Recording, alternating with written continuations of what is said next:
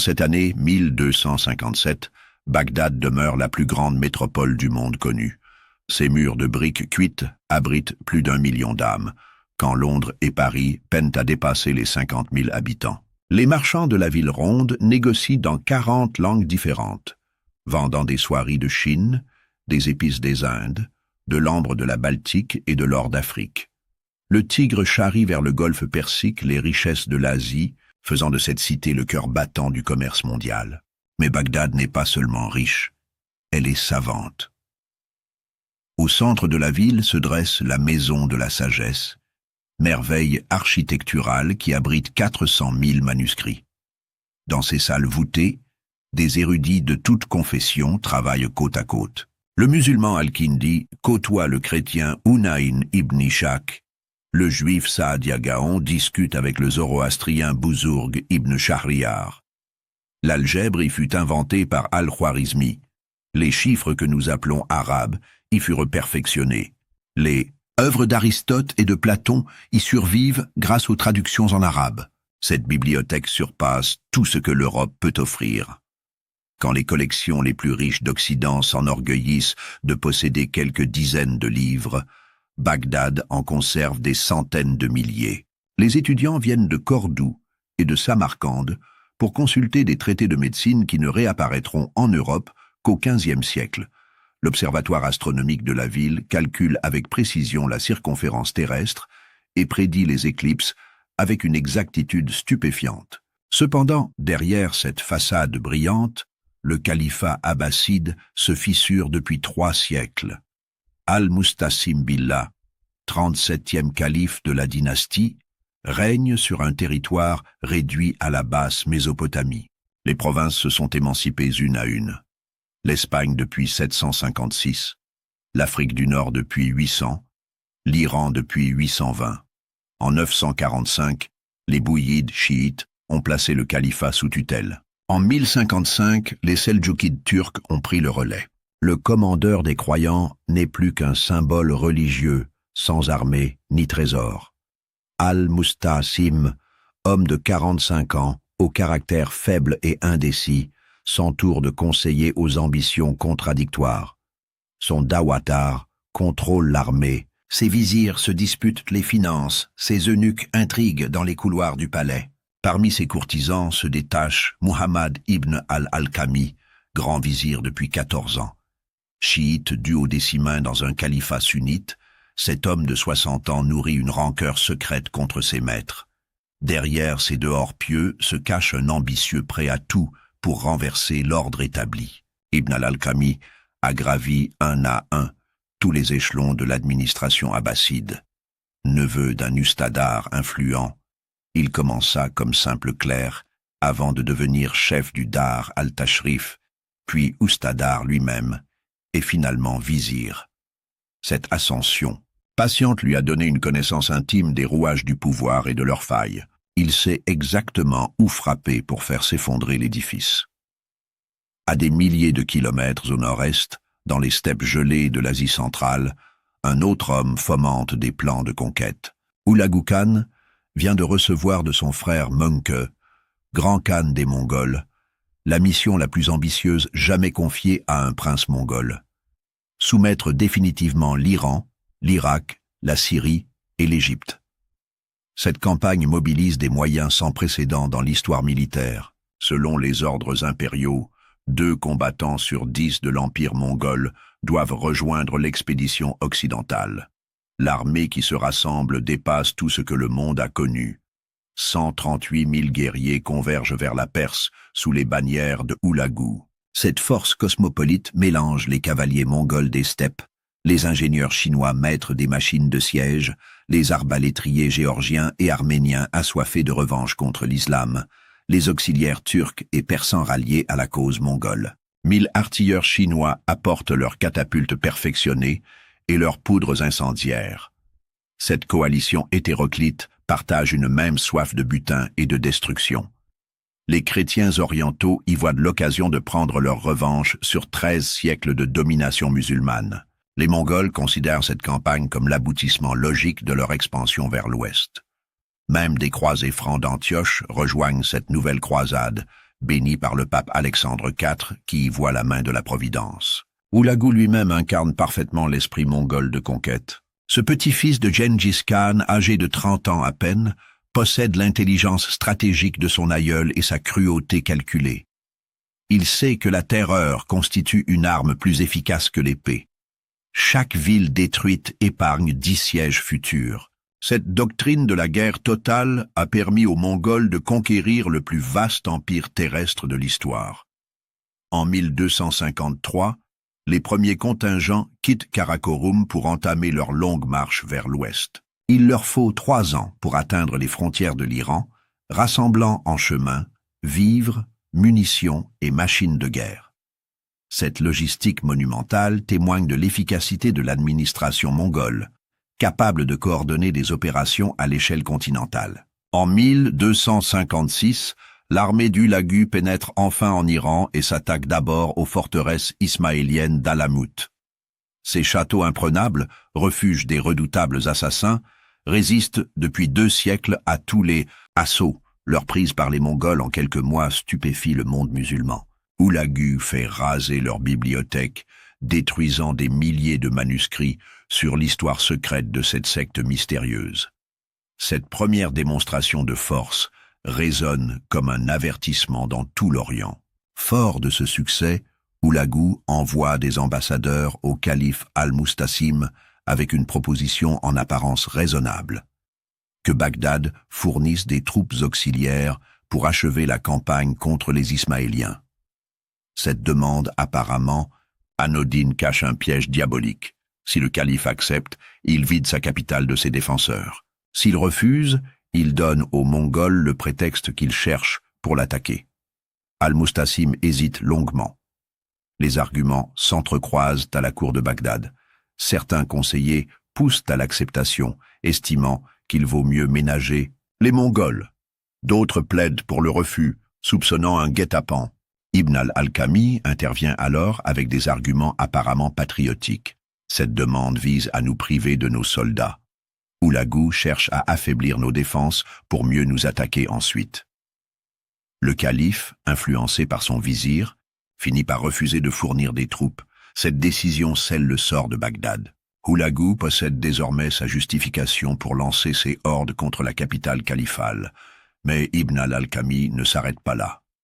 Profitant de sa position privilégiée, il entame une correspondance secrète avec l'ennemi.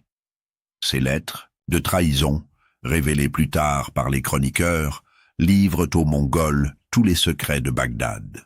Le vizir décrit l'état des fortifications, le moral des troupes, les réserves de vivres, les divisions au sein du gouvernement. Il présente la ville comme une proie facile et encourage Hulagu à l'attaquer sans délai.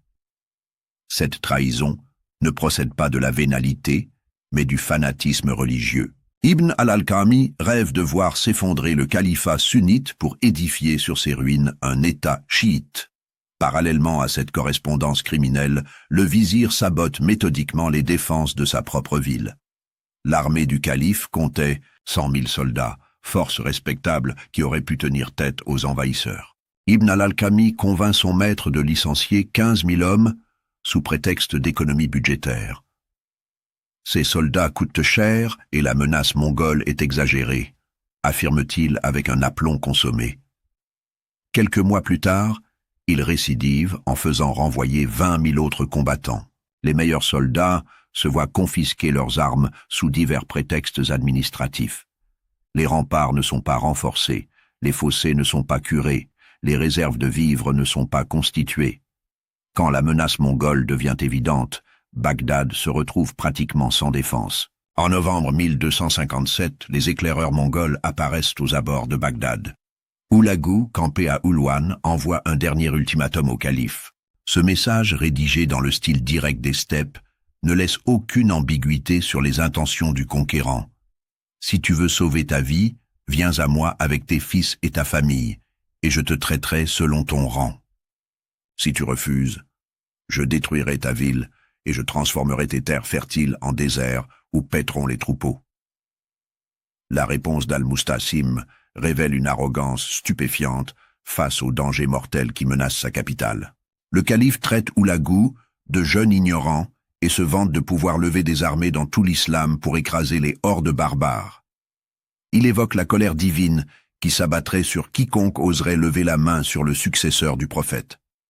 Cette réponse méprisante, dictée par un orgueil démesuré, provoque la fureur d'Houlagou et de ses généraux.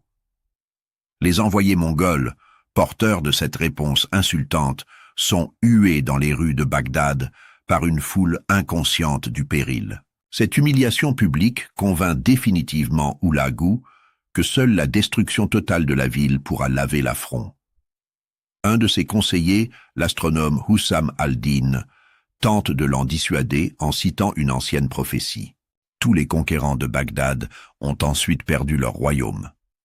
Houlagou chasse cette superstition d'un rire méprisant. Les astres ne gouvernent pas le destin des Mongols. Dans un dernier sursaut de lucidité, Al-Mustasim propose finalement de payer un tribut pour acheter la paix.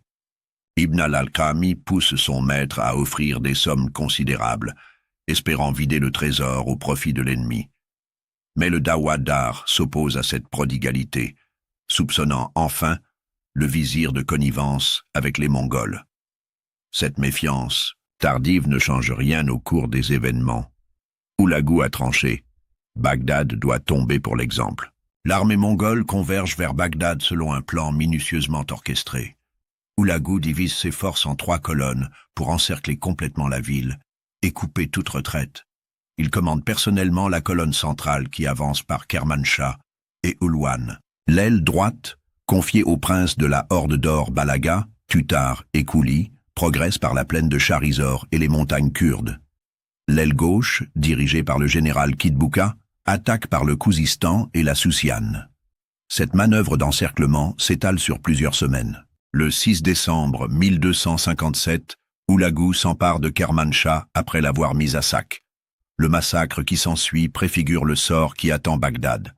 La population civile est exterminée, les bâtiments rasés, les richesses pillées. Cette démonstration de cruauté vise à terroriser les défenseurs de la capitale califale. La nouvelle de cette barbarie se répand comme une traînée de poudre, semant l'épouvante dans toute la région. Les troupes de Baïdjou franchissent le Tigre à Mossoul, avec l'aide complice de l'émir local Badr al-Din Loulou. Ce dernier fournit même des vivres aux envahisseurs, illustrant l'effondrement du soutien au califat. Partout, les gouverneurs locaux préfèrent s'accommoder avec les Mongols plutôt que de défendre leur suzerain légitime. Cette trahison généralisée facilite grandement la progression des armées d'Houlagou. Le 16 janvier 1258, l'avant-garde mongole atteint le canal de Nar-Isa, à 25 km de Bagdad. Le Dawadar, comprenant enfin l'ampleur du péril, tente une sortie désespérée avec les dernières troupes fidèles. 20 000 fantassins marchent vers l'ennemi dans un élan de bravoure inutile. Cette ultime armée califale remporte d'abord un petit succès en repoussant les éclaireurs mongols. Mais dans la nuit, les ingénieurs d'Houlagou mettent en œuvre une ruse tactique dévastatrice. Ils rompent les digues du canal de Doujaïl et inondent le camp abbasside en pleine célébration de leur maigre victoire. Cette manœuvre hydraulique, et inspirée des techniques chinoises, anéantit d'un coup les dernières forces organisées du califat. Les survivants se noient ou s'enfuient dans le plus grand désordre.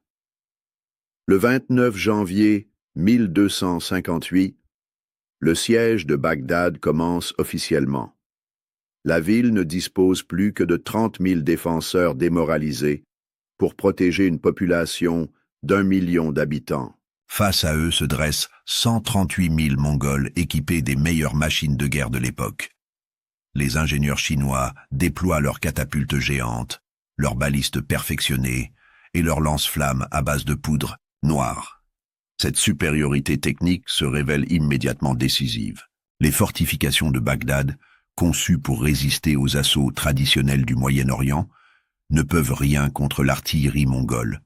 Les murailles de briques cuites, hautes de 15 mètres et épaisses de 5, s'effritent sous les projectiles chinois. Les défenseurs, habitués aux sièges classiques qui durent des mois, découvrent avec terreur l'efficacité de la polyorcétique extrême orientale. Dès le 5 février, une brèche béante s'ouvre dans les murailles orientales. Large de 50 mètres, cette ouverture béante permet aux soldats mongols de s'engouffrer dans la ville comme un torrent destructeur. Les quelques centaines de défenseurs postés à cet endroit sont submergés en quelques minutes. La technique de siège chinoise, perfectionnée depuis des siècles contre les murailles de terre chinoises, se révèle encore plus efficace contre les fortifications mésopotamiennes. Al-Mustasim lance alors des appels désespérés aux négociations. Il envoie émissaire sur émissaire, promettant soumission, tribut et reconnaissance de la suzeraineté mongole. Mais Hulagu ne veut plus entendre parler de compromis. La morgue initiale du calife a définitivement fermé la porte aux arrangements. Lors d'un pourparler sous les murs, un commandant mongol est blessé par une flèche tirée des remparts. Cet incident, probablement accidentel, convainc le conquérant que seule la force brutale viendra à bout de l'obstination bagdadienne. En signe de mauvaise foi, Hulagu fait exécuter le dawadar et le commandant de la garnison livré par Al-Mustasim lors des négociations. Cette perfidie montre sa détermination à ne faire aucun prisonnier parmi les dirigeants. Le 7 février, une foule de soldats et de civils non armés sort de la ville en espérant obtenir la pitié du vainqueur. Ces malheureux sont divisés en groupes et massacrés méthodiquement. Leur sang rougit la terre gelée autour de Bagdad. Le 10 février 1258, Al-Mustasim comprend enfin que toute résistance est devenue vaine. Les brèches se multiplient dans ses murailles, ses soldats désertent, sa population affamée gronde. Accompagné de son fils héritier Ahmed, de sa famille et de 3000 notables, il sort de Bagdad pour se rendre personnellement à Hulagu. Le calife espère encore sauver sa ville et ses sujets par sa soumission. Il se trompe lourdement sur les intentions de son adversaire. Hulagu reçoit le calife avec une courtoisie apparente qui dissimule mal ses véritables desseins. Al-Mustasim et les siens sont conduits dans une grande tente de soie, officiellement pour négocier les conditions de la reddition. En réalité, cette hospitalité feinte cache un piège mortel.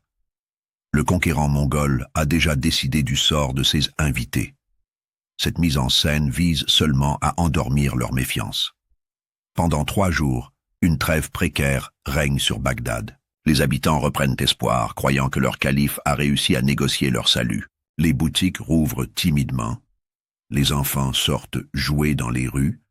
La vie semble reprendre son cours normal. Cette illusion de paix va être brutalement dissipée. Dans l'attente du Hulagu, les véritables négociations portent sur les modalités du massacre à venir. Ibn al-Alkami, présent aux côtés du conquérant, pousse ce dernier à éliminer définitivement le califat. Selon plusieurs témoignages concordants, c'est le vizir traître lui-même qui suggère l'exécution du calife et de sa lignée. Tant que subsistera un abbasside, les musulmans conserveront un espoir de résistance, argue-t-il avec une logique implacable. Cette dernière trahison confirme la nature criminelle de ce personnage, qui sacrifie son propre souverain à ses ambitions sectaires. Le 13 février au matin, l'ordre d'exécution est donné. Al-Mustasim est cousu dans un sac de cuir et piétiné par les chevaux de la cavalerie mongole. Cette méthode barbare respecte une superstition mongole, selon laquelle la terre maudirait quiconque ferait couler directement du sang royal sur le sol. Ses fils sont massacrés sous ses yeux, à l'exception du plus jeune qui sera emmené en Mongolie comme trophée vivant. Avec la mort du calife, les dernières protections divines et humaines de Bagdad s'effondrent.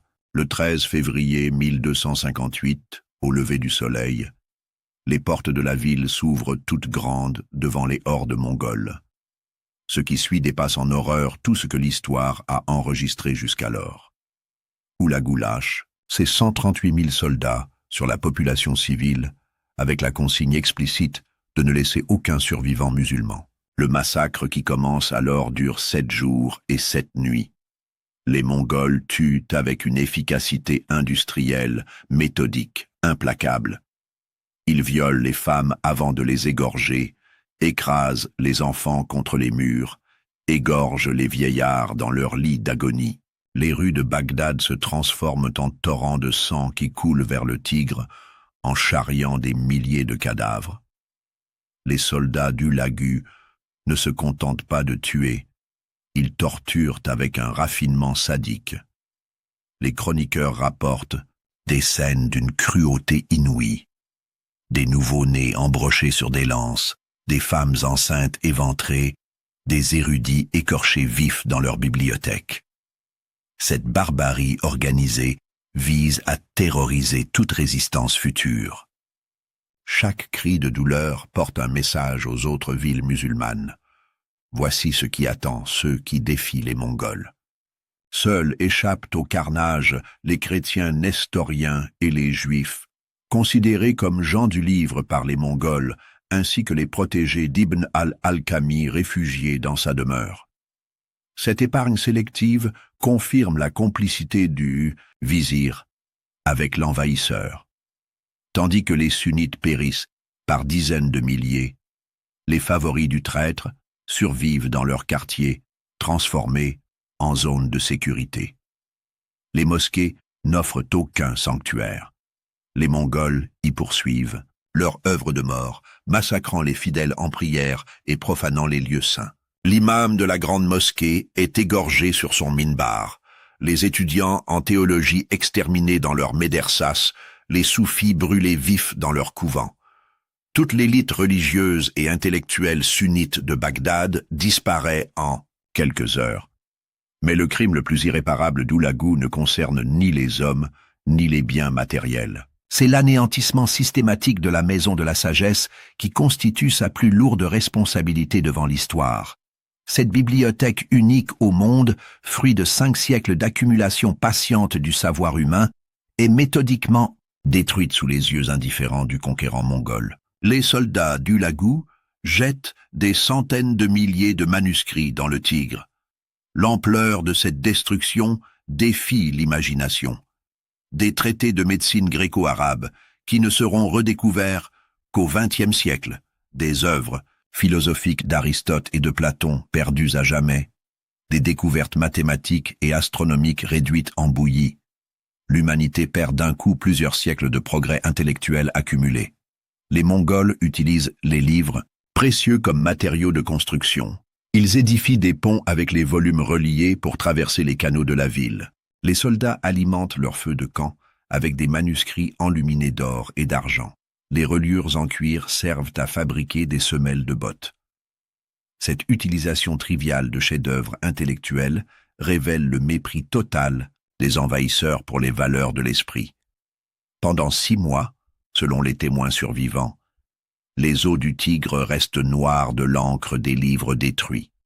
Ce fleuve qui charriait jadis les richesses de l'Asie emporte désormais vers le golfe Persique les débris de la plus grande bibliothèque du monde. Cette image saisissante symbolise l'effondrement d'une civilisation millénaire sous les coups de la barbarie organisée.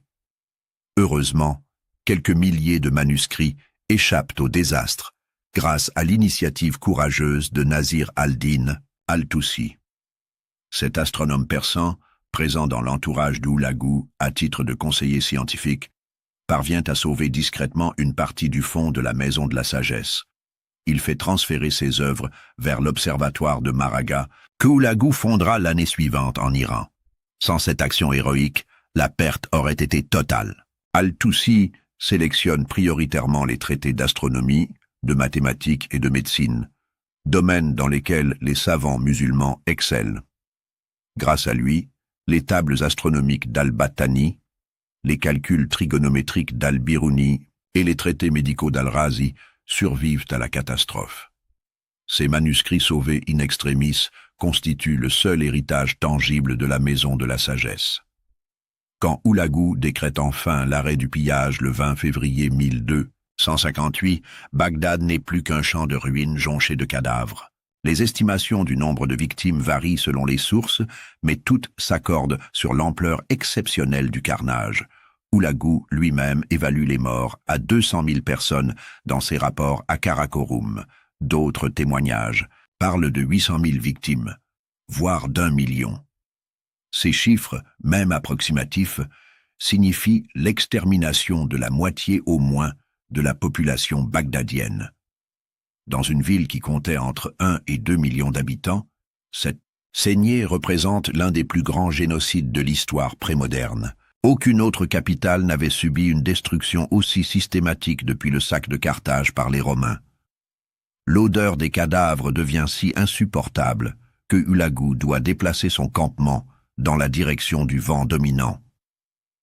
Les corps s'entassent dans les rues sur plusieurs mètres de hauteur, attirant des nuées de corbeaux et des meutes de chiens errants. Les survivants cachés dans les caves et les puits n'osent plus sortir, terrifiés par le spectacle d'apocalypse qui s'offre à leurs yeux.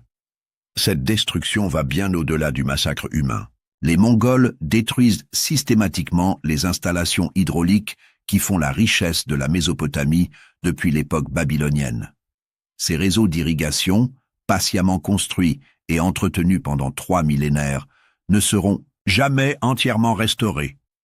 La destruction de ces infrastructures condamne la région à un déclin économique dont elle ne se remettra jamais complètement. Les palais abbassides sont rasés, leurs trésors artistiques fondus ou brisés. Les jardins suspendus qui faisaient l'admiration des voyageurs sont saccagés, leur système d'arrosage détruit. Les ateliers d'artisans sont pillés, leurs maîtres exécutés, leurs secrets techniques perdus. Bagdad, jadis perle de l'Orient et lumière du monde, n'est plus qu'une nécropole fumante sous le ciel de février. La chute de Bagdad provoque une onde de choc dans tout le monde musulman. Pour la première fois depuis les conquêtes arabes du 7e siècle, le califat abbasside cesse d'exister. Cette rupture géopolitique majeure redistribue instantanément les cartes du pouvoir dans l'islam. L'Égypte des Mamelouks devient automatiquement le nouveau centre de l'islam sunnite arabophone, recueillant les débris moraux et politiques de l'ancien empire. Un seul membre de la famille abbasside échappe au massacre général. Abu al-Qasim Ahmad, frère du défunt calife, parvient à fuir vers le Caire avec quelques fidèles. Le sultan mamelouk Baybars l'investit du titre califal pour légitimer son propre pouvoir, mais ce califat fantoche n'exerce qu'une autorité purement symbolique. L'âge d'or abbasside appartient définitivement au passé. La nouvelle de la catastrophe se propage à la vitesse des caravanes dans tout l'Orient musulman, semant une terreur sans précédent. Si Bagdad, siège du califat et ville la plus puissante de l'islam, a pu tomber si facilement, aucune cité ne peut se croire à l'abri des hordes mongoles. Cette psychose collective facilite grandement les conquêtes ultérieures d'Hulagu en Pradesh, Syrie et en Palestine.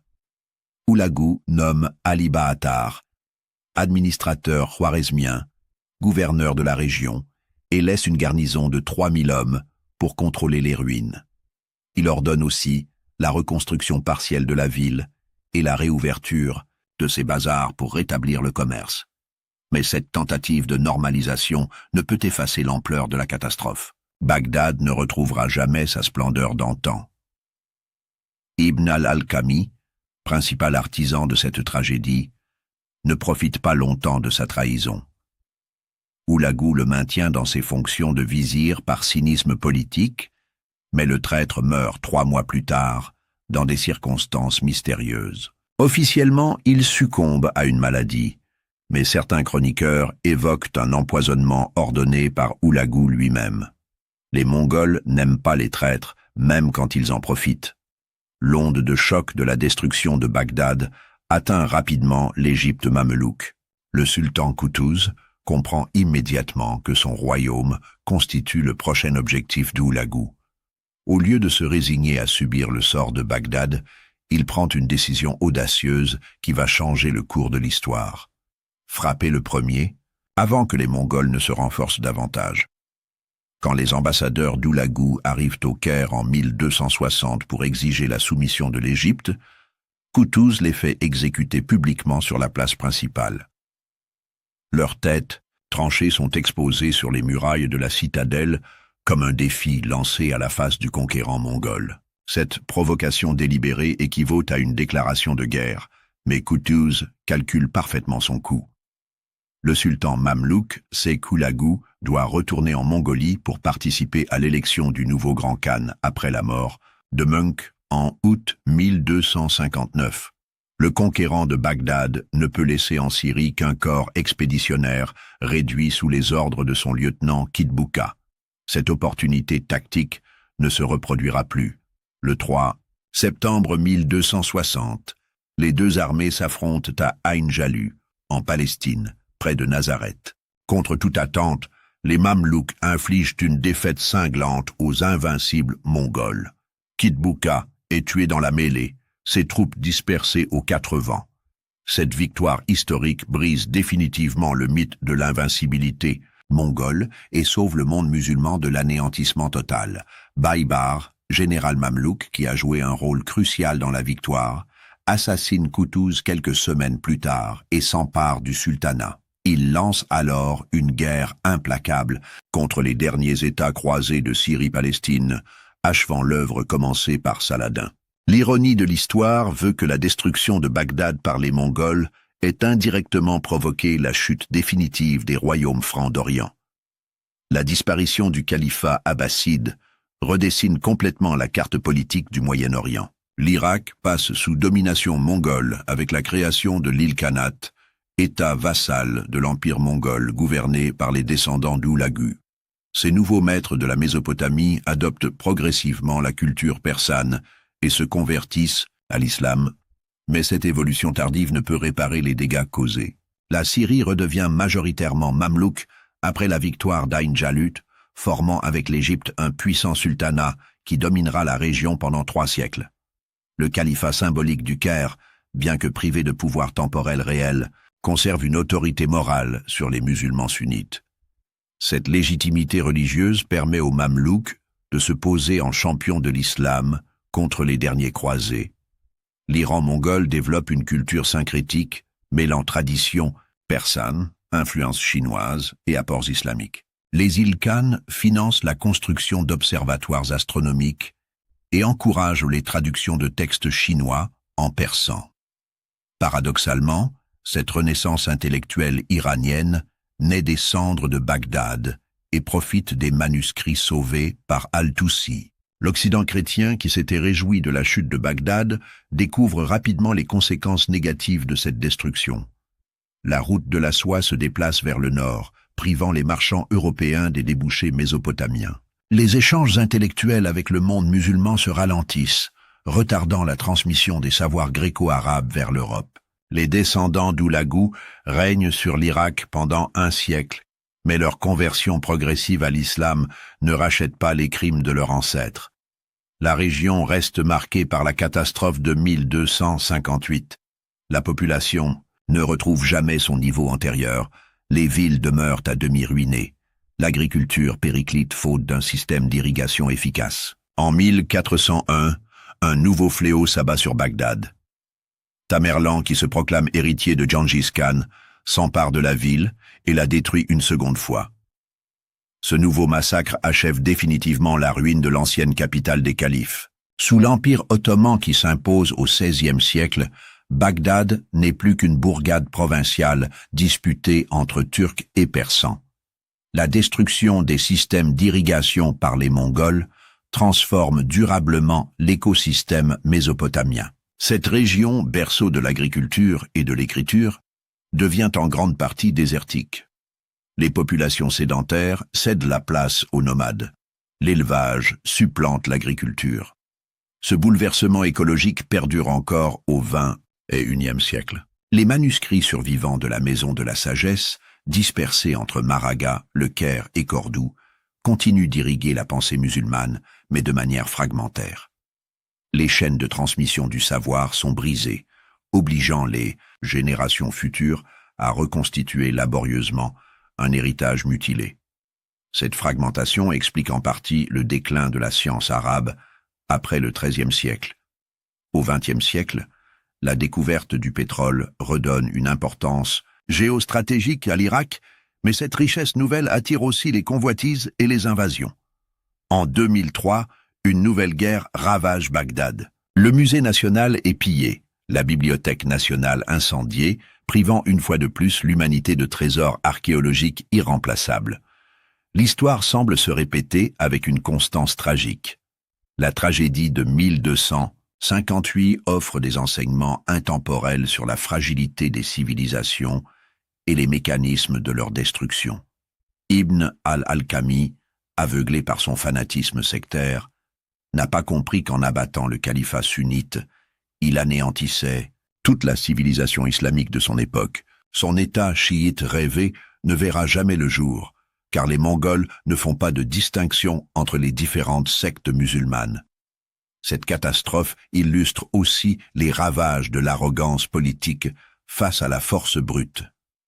Al-Mustasim, persuadé de sa légitimité divine, a sous-estimé la détermination de ses ennemis et la réalité du rapport de force. Sa fierté mal placée coûte la vie à 1 million de ses sujets et la destruction de l'héritage intellectuel de l'humanité. La disparition de la Maison de la Sagesse constitue l'une des plus grandes pertes culturelles de l'histoire humaine. Cette destruction volontaire du savoir préfigure les autodafés nazis, les révolutions culturelles maoïstes et les destructions commises par les fanatiques contemporains. Elle rappelle que les livres et les idées sont souvent les premières victimes de la barbarie triomphante. L'attitude des puissances chrétiennes, qui applaudissent à la destruction de Bagdad sans en mesurer les conséquences à long terme, révèle une myopie géopolitique tragique. L'anéantissement de la civilisation islamique classique prive l'Europe elle-même des échanges intellectuels qui auraient pu accélérer sa propre renaissance. Cette leçon sur l'interdépendance des civilisations résonne encore aujourd'hui. La rapidité de l'effondrement bagdadien montre qu'aucune puissance, si brillante soit-elle, n'est à l'abri d'une chute brutale.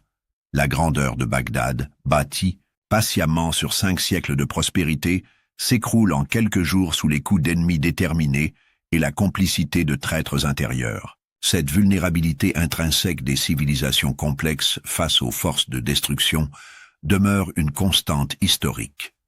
7 siècles après la catastrophe, Bagdad n'a jamais retrouvé son statut de capitale intellectuelle du monde.